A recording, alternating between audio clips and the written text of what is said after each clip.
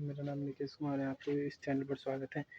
तो फाइनली कितना दिन से वीडियो हम नहीं अपलोड करे हैं, तो आज कितने दिन के बाद वीडियो अपलोड करने जा रहे हैं।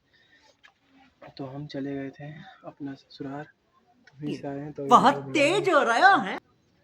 तो देख सकते हैं अभी तुरंत जस्ट आए हैं, अब ब्लॉगिंग स्टार्ट कर रहे हैं। वहाँ पर एक भी वीडियो नहीं छोड़े, शॉर्ट वीडियो छोड़े होंगे, तो देख सकते हैं अपना पत्नी के साथ।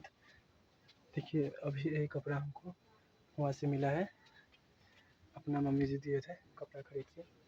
तो फिलहाल अभी घर से हम शूट कर रहे हैं, देख सकते हैं।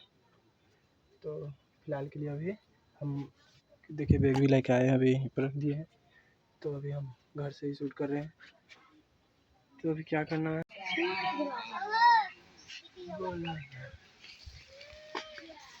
अरे गोगरी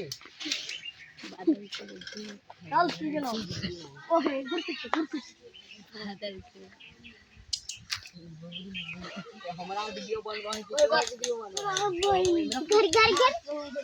अरे गुजरी हमर वीडियो बन रहा है तो हर वीडियो बनाई चल